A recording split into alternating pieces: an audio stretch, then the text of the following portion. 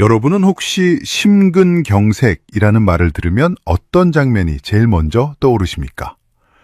아마 대부분의 분이 영화나 드라마에서 보는 것처럼 왼쪽 가슴을 부여잡고 고통스럽게 쓰러지는 모습을 상상하실 겁니다. 하지만 제가 현장에서 수많은 환자분을 직접 치료하며 목격한 진실은 여러분의 상상과는 전혀 다릅니다. 심장은 생각보다 훨씬 영악하고 교묘하게 우리를 속이기 때문입니다. 오늘은 74세 김봉래 어르신의 이야기를 먼저 해드리고 싶습니다. 이분은 평소에 동네 텃밭에서 상추도 키우고 고추도 따는 게 유일한 낙이셨던 분입니다. 그런데 어느 날부터 자꾸만 왼쪽 어깨가 뻐근하고 어금니 쪽이 욱신거린다고 하셨습니다.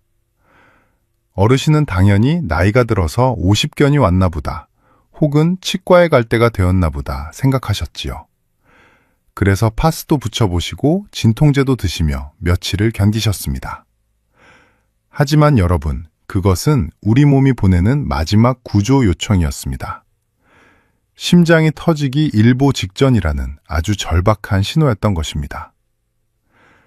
질병관리청에서 발표한 최근 통계 자료를 보면 우리나라에서 한 해 동안 발생하는 심근경색 환자가 무려 34,768명에 달합니다.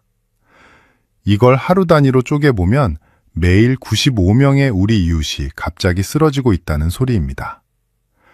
특히 남성분들은 여성분들보다 발생률이 3배 가까이 높습니다.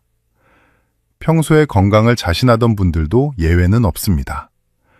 더욱 무서운 사실은 바로 사망률에 있습니다. 심근경색이 발생하고 단 한 달 안에 10명 중 1명이 돌아가십니다. 그리고 1년이라는 시간이 흐르면 5명 중 1명이 목숨을 잃게 됩니다. 왜 이렇게 많은 분이 속수무책으로 당하는 것일까요? 이유는 간단합니다. 여러분이 알고 있는 상식과 실제 우리 몸이 보내는 신호가 너무나 다르기 때문입니다. 진짜 위험한 순간을 그저 단순한 근육통이나 소화불량으로 치부하고 넘겨버리시는 것이 가장 큰 비극의 시작입니다. 김봉래 어르신께서 겪으신 그 묘한 통증들이 왜 가슴이 아닌 어깨와 턱에서 나타난 것인지, 그리고 이것이 어떻게 우리 생명을 앗아가는지 그 비밀을 오늘 전부 풀어드리겠습니다. 이건 단순히 조금 불편한 정도의 문제가 아닙니다. 내일 아침을 무사히 맞이할 수 있느냐 없느냐를 결정짓는 아주 절체절명의 순간에 대한 이야기입니다. 앞으로 제가 말씀드린 내용은 크게 3가지 줄기로 나뉩니다. 첫째로, 여러분이 그동안 철석같이 믿고 있던 잘못된 상식을 깨트리고 진짜 심근경색의 전조 증상들을 낱낱이 파헤칠 것입니다. 둘째로, 왜 이런 통증이 심장이 있는 곳이 아닌 엉뚱한 곳에서 느껴지는지 그 과학적인 이유를 아주 쉽게 설명해 드릴게요. 마지막으로, 이런 상황이 닥쳤을 때 1분 1초라도 빨리 생명을 구하기 위해 우리가 당장 실천해야 할 행동 요령을 정리해 드립니다. 특히 평소에 당뇨를 앓고 계시거나 70세가 넘으신 어르신들, 그리고 계단을 오를 때 유난히 숨이 자주 차는 여성분들은 오늘 영상 끝까지 집중해서 보셔야 합니다. 여러분께는 전형적인 가슴 통증 대신 전혀 예상치 못한 기괴한 신호가 찾아올 확률이 매우 높기 때문입니다. 오늘 제가 전해드리는 이 이야기가 여러분과 여러분의 소중한 배우자, 그리고 부모님의 목숨을 구하는 천금 같은 정보가 될 것이라 확신합니다. 지금 바로 좋아요 버튼 한번 꼭 눌러주시고 댓글에 건강 2글자만 남겨주세요. 여러분의 정성어린 참여가 더 많은 분께 이 생명의 메시지를 전달하는 소중한 씨앗이 됩니다. 자, 이제부터는 우리 생명을 지탱하는 이 심장이 도대체 어떤 식으로 비명을 지르는지 그 진짜 얼굴을 하나씩 벗겨보겠습니다. 우선 여러분이 가장 먼저 기억하셔야 할 사실은 통증의 위치와 시간입니다. 가슴 왼쪽이 아니라 명치 바로 위인 가슴 정중앙이 30분 넘게 맷돌로 짓누르는 것처럼 아프다면 그것은 무조건 심근경색입니다. 많은 분이 심장이 왼쪽에 있다고만 생각해서 왼쪽 가슴 주변만 살피시는데 사실 우리 심장은 가슴 한가운데에서 아주 약간 왼쪽으로 기운 정도로 듬직하게 자리 잡고 있습니다. 그래서 혈관이 막히면 통증은 가슴 정중앙에서 시작되는 경우가 훨씬 많습니다. 제가 만났던 김봉래 어르신도 처음에는 가슴 한복판에 아주 무거운 바위덩어리가 올라앉은 것 같다고 말씀하셨습니다. 그런데 여기서 정말 중요한 것은 시간입니다. 혈관이 일시적으로 좁아져서 생기는 협심증은 길어야 10분이면 나아지지만 심근경색은 혈관이 완전히 꽉 막혀버린 상태라 30분이 지나도록 통증이 멈추지 않습니다. 이건 심장 근육이 산소를 전혀 받지 못해 말 그대로 썩어 들어가고 있다는 아주 무서운 경고입니다. 두 번째로 여러분이 절대 놓쳐서는 안 될 신호는 통증이 이리저리 옮겨 다니는 현상입니다. 만약 가슴 통증과 함께 왼쪽 팔 안쪽이 저리거나 어깨가 욱신거리고 심지어 턱끝이나 치아까지 아프다면 한시가 급한 상황입니다. 이걸 전문 용어로는 방사통이라고 부르는데 쉽게 말해서 통증이 가지를 치며 뻗어나가는 것입니다. 도대체 왜 심장이 아픈데 턱이나 어깨가 아픈 것일까요? 우리 몸의 신경망은 마치 오래된 집의 복잡한 전기 배선과 비슷합니다. 심장에서 보내는 절박한 통증 신호와 팔이나 어깨에서 오는 신호가 척수라는 큰 신경 통로에서 한데 뒤섞여 뇌로 전달됩니다. 그러다 보니 우리 뇌는 지금 심장이 비명을 지르는 건지 아니면 어깨가 아픈 건지 제대로 분간을 못하고 엉뚱한 곳이 아프다고 착각을 하는 것입니다. 김봉래 어르신께서 치과를 가야 하나 고민하셨던 이유도 바로 이 때문입니다. 뇌가 보낸 가짜 신호에 깜빡 속으신 것이죠. 세 번째로 가장 위험한 징후는 바로 비 오듯 쏟아지는 식은땀입니다. 가슴이 답답하면서 온몸이 젖을 정도로 땀이 나고 안색이 새하얗게 변한다면 그것은 이미 심장이 한계치에 도달했다는 증거입니다. 이때는 1분 1초도 지체해서는 안 됩니다. 식은땀은 우리 몸의 자율신경계가 보내는 최후의 비상벨입니다. 심장이라는 펌프가 제대로 작동하지 못해 혈압이 뚝 떨어지면 우리 몸은 비상사태를 선포합니다. 이때 교감신경이 미친 듯이 활성화되면서 온몸의 땀샘을 강제로 열어젖히는 것입니다. 단순히 덥거나 조금 힘들어서 나는 땀과는 차원이 다릅니다. 속옷이 다 젖을 정도로 축축하게 젖으면서 손발이 차갑게 식어간다면 그것은 지금 당장 응급처치가 필요한 일촉즉발의 상황임을 잊지 마십시오. 여러분 주변에 이런 증상을 보이는 분이 계신다면 절대로 물을 먹이거나 등을 두드려주며 기다리지 마십시오. 그 소중한 몇 분이 한 사람의 생사를 가릅니다. 오늘 이 중요한 정보를 지금 바로 주변의 소중한 분들에게 공유해 주세요. 여러분의 공유 버튼 한 번이 누군가에게는 다시는 오지 않을 생명의 기회를 선물하는 고귀한 일이 될 수 있습니다. 앞서 우리가 배운 전형적인 통증들이 심장의 정직한 비명이었다면 지금부터 제가 드릴 이야기는 훨씬 더 잔인하고 교묘한 유령 같은 증상들에 대한 것입니다. 왜냐하면 가슴은 전혀 아프지 않은데 사람의 목숨을 앗아가는 심근경색이 실제로 존재하기 때문입니다. 이것이 바로 수많은 어르신이 병원 문턱도 밟아보지 못하고 쓰러지시는 진짜 이유입니다. 자, 이제 네 번째 핵심 증상을 말씀드립니다. 명치 끝이 꽉 막힌 것처럼 답답하고 체한 느낌이 30분 넘게 이어진다면 그것은 소화불량이 아니라 심근경색일 확률이 매우 높습니다. 여러분, 이거 정말 머릿속에 꼭 새겨두셔야 합니다. 보통 명치가 답답하면 약국 가서 소화제 사드시거나 손을 따면서 시간을 보내시죠. 하지만 그것은 타오르는 불길에 기름을 붓는 것과 다름없습니다. 왜 심장이 아픈데 위장이 아픈 것처럼 느껴질까요? 우리 심장의 아랫부분인 하벽이라는 곳은 가로막을 사이에 두고 위장과 아주 가깝게 붙어 있습니다. 이곳에 혈관이 막히면 우리 몸의 미주신경이라는 통로가 자극을 받게 됩니다. 그러면 뇌는 심장이 보내는 신호를 위장이 보내는 신호로 착각하게 되는 것이죠. 김복래 어르신께서도 그날 점심에 드신 칼국수가 얹힌 줄로만 아셨다고 합니다. 트림을 해도 시원하지 않고 속만 울렁거리는 그 묘한 불쾌감이 사실은 심장이 멈춰가고 있다는 마지막 호소였던 것입니다. 다섯 번째 증상은 특히 여성분들과 당뇨병을 오래 앓으신 분들이 귀를 기울이셔야 합니다. 평소보다 유난히 숨이 차고 온몸에 힘이 쭉 빠져서 손가락 하나 까딱하기 힘들다면 가슴 통증이 없더라도 당장 병원으로 달려가야 합니다. 통계를 보면 여성 환자 10명 중 4명은 가슴 통증 없이 이런 무기력증과 호흡곤란만 겪습니다. 이유는 이렇습니다.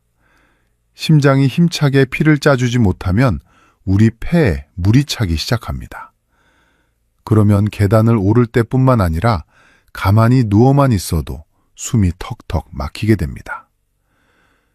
특히 당뇨병 환자분들은 신경이 무뎌져 있어서 심장이 썩어 들어가는 그 극심한 통증을 전혀 느끼지 못하는 경우가 많습니다.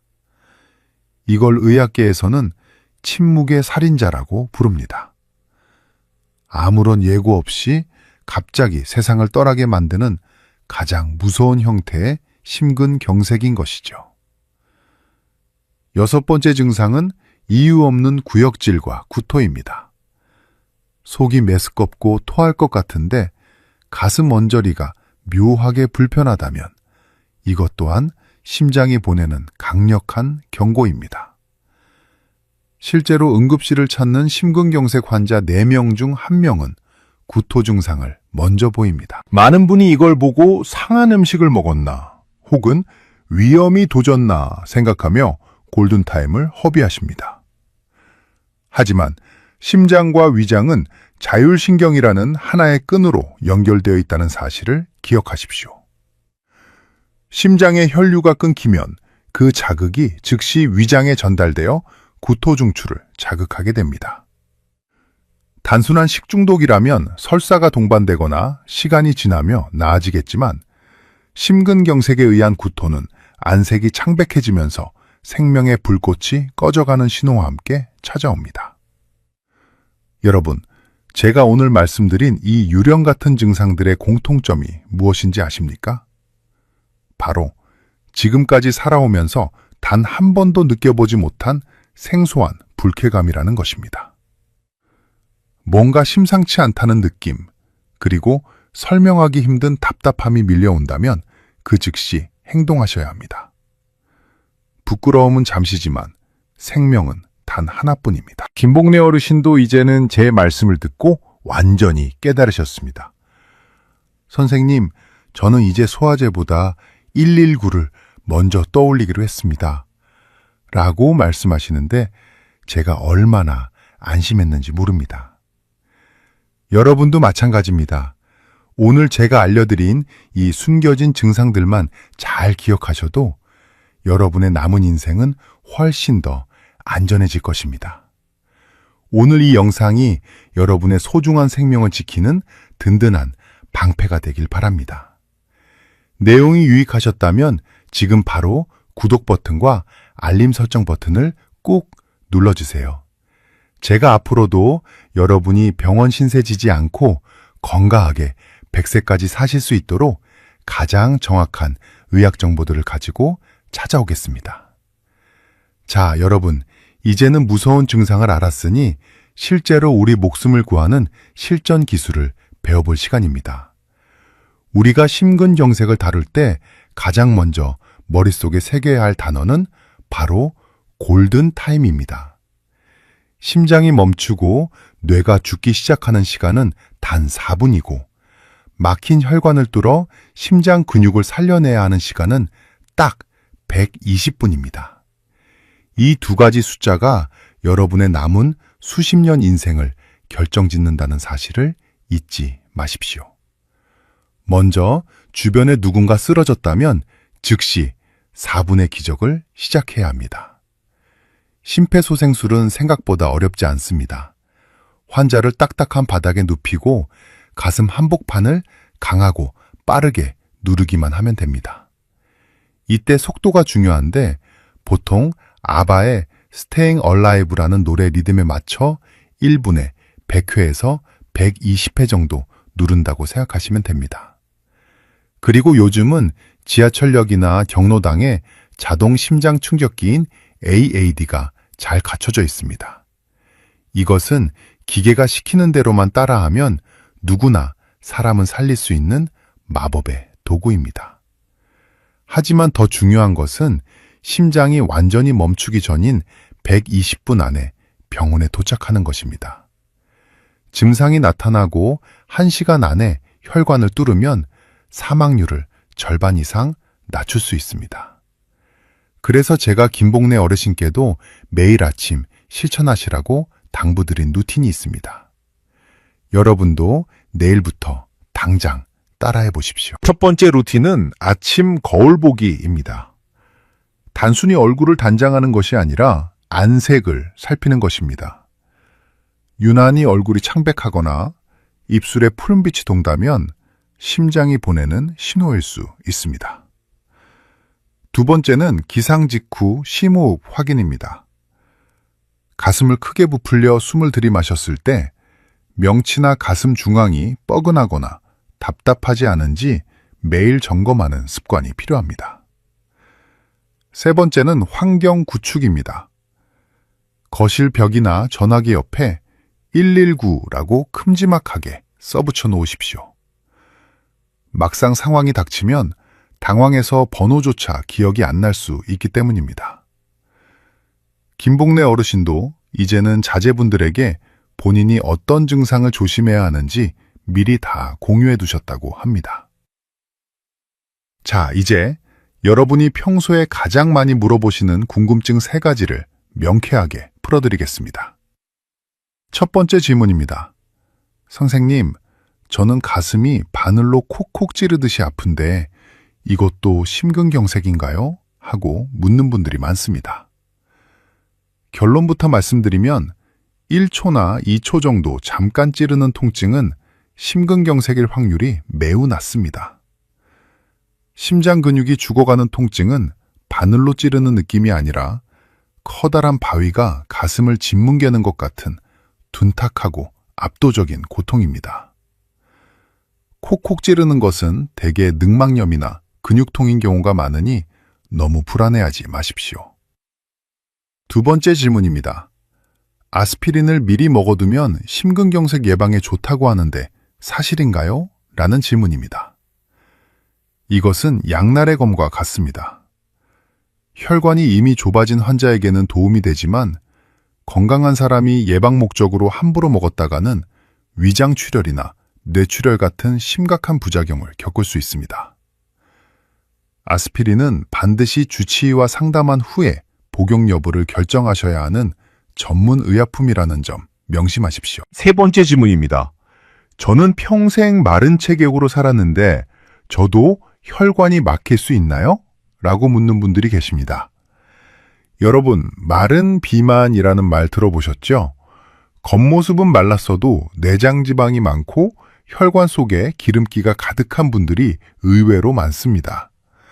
특히 라면이나 빵 같은 초가공 식품을 즐겨 드시면 혈관에 염증이 생겨서 나이와 상관없이 혈전이 만들어집니다.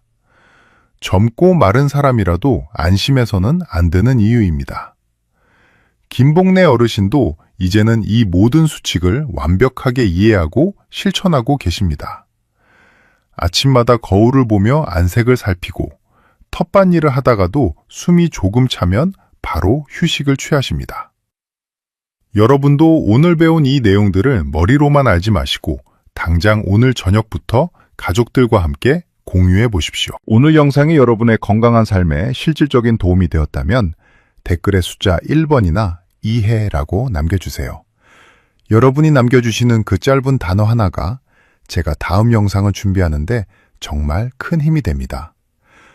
또한 주변에 평소 혈압이 높거나 당뇨가 있는 친구분들이 계신다면 이 영상을 꼭 보내주세요. 여러분의 따뜻한 배려가 한 사람의 소중한 생명을 지키는 시작이 될 것입니다.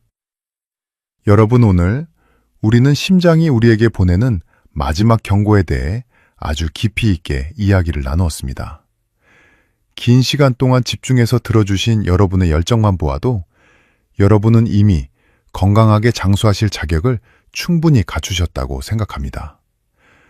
의학이라는 것이 때로는 어렵고 멀게만 느껴지지만 결국 내 몸의 소리에 귀를 기울이는 아주 정직한 과정이라는 것을 오늘 다시 한번 느끼셨을 겁니다. 오늘 우리가 배운 핵심 내용을 딱 3줄로 요약해 드리겠습니다. 첫째, 가슴 중앙에 30분 넘는 압박감과 턱과 팔로 번지는 통증, 그리고 식은땀을 절대 놓치지 마십시오. 둘째, 체한 것 같은 명치 답답함이나 갑작스러운 호흡 곤란은 소화기 문제가 아닌 심장마비의 전조일 수 있습니다. 셋째, 어떤 증상이든 평소와 다르다면 주저하지 말고 즉시 119를 불러 120분의 골든타임을 지키셔야 합니다. 이 3가지 가슴에 새기셔도 여러분은 이미 인생의 가장 큰 위기를 넘길 준비가 된 것입니다. 앞서 말씀드렸던 김봉래 어르신의 이야기를 마무리해 드려야겠죠. 어르신은 다행히 그날의 이상한 증상을 무시하지 않고 곧바로 병원을 찾으셨고 덕분에 골든타임을 놓치지 않고 수술을 잘 마치셨습니다. 얼마 전 외래진료 때 다시 배웠는데 세상에 얼굴색이 몰라보게 좋아지셨더라고요. 이제는 다시 그토록 좋아하시던 텃밭으로 돌아가셔서 자식들에게 줄 고추랑 상추를 키우는 재미에 푹 빠져 지내신다고 합니다. 저에게 손을 꼭 잡으시며 그때 선생님 말씀을 듣고 바로 병원에 오길 정말 잘했다고 하시는데 제 마음이 다 뭉클했습니다. 만약 그때 어르신이 단순히 어깨가 결린다고 파스만 붙이고 계셨다면 우리는 오늘 이런 기쁜 소식을 나눌 수 없었을지도 모릅니다. 여러분, 건강은 결코 요행으로 지켜지는 것이 아닙니다. 내 몸이 보내는 작은 신호에 귀를 기울이고 그것을 무시하지 않는 용기가 필요합니다. 우리 어르신들은 보통 내가 아프면 자식들에게 짐이 될까봐 걱정하시죠? 혹은 병원비가 아까워서, 혹은 밤 늦은 시간에 폐를 끼치기 싫어서 꾹 참고 아침이 밝기를 기다리시는 경우가 정말 많습니다. 하지만 여러분, 제가 의사로서 단언하건대 그것이 가장 위험한 생각이고 가장 큰 불효입니다. 여러분이 건강하게 우리 곁에 계셔주는 것이 자녀들에게는 그 무엇과도 바꿀 수 없는 세상에서 가장 큰 선물이라는 사실을 꼭 기억해 주세요. 심근경색은 예고 없이 찾아오지만 우리가 그 징후를 정확히 알고 있다면 충분히 이겨낼 수 있고 극복할 수 있는 병입니다. 오늘 이 영상을 보신 여러분은 이제 심장질환이라는 무서운 적으로부터 자신과 가족을 지킬 수 있는 아주 강력한 무기를 하나 얻으신 셈입니다.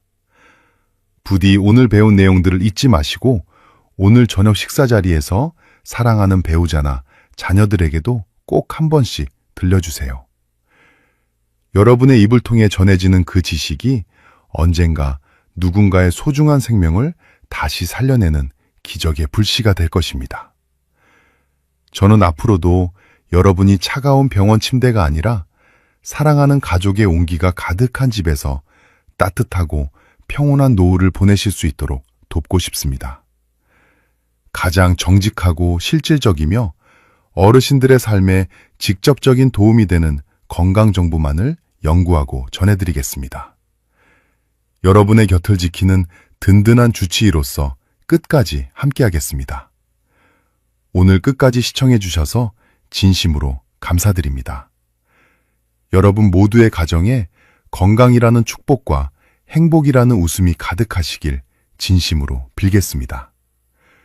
저는 조만간 여러분의 가려운 곳을 긁어줄 더 유익하고 명쾌한 건강 이야기로 다시 찾아뵙겠습니다.